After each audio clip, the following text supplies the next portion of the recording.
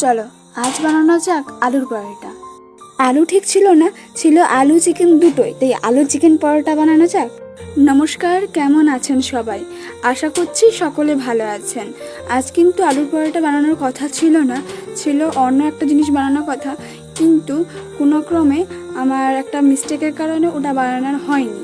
তো ওই জিনিসটা নষ্ট হবে কেন, যখন মশলা কষাচ্ছিলাম তখন কিন্তু ওটা ছিল যে বানাতাম, কিন্তু তারপরে আর বানানো হয়নি। তো তারপর ভাবলাম জিনিসটা নষ্ট হবে কেন, চলো আলুর পরোটাই বানানো যাক।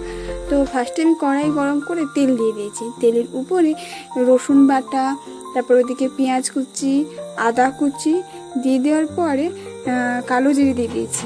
কালো জিরে দেওয়ার পরে জিনিসটাকে ভালো করে নাড়ার পরে টমেটো কুচিও দিয়ে দিয়েছি। তো নুনও দিয়ে দিয়েছিলাম মাঝখানে। তো নুন, তারপরে হলুদ, তারপরে জিরে গুঁড়ো, ধনে গুঁড়ো, লঙ্কা গুঁড়ো ভালো করে মিশিয়ে নিয়েছি। ভালো করে মেশানোর পরে যখন মশলা থেকে তেল ছেড়ে এলো, ধনে পাতা কাঁচা লঙ্কাটাও দিয়ে দিয়েছি।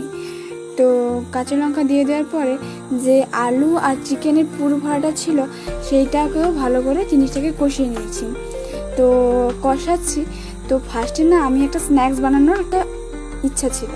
তো একটা জিনিস নষ্ট হয়ে যাওয়ার কারণে ওটা আর বানাতে পারিনি।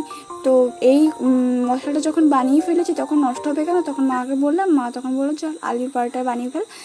তো তো মা এখানে আটা নিয়েছে, তো আটা বেলেও নিয়েছে এবং আস্তে আস্তে করে একটা করে পরোটাও ভাজছে। তো বেশ ভালো হয়েছিল খেতে। তোমাদের কেমন লাগলো জানিও। টাটা।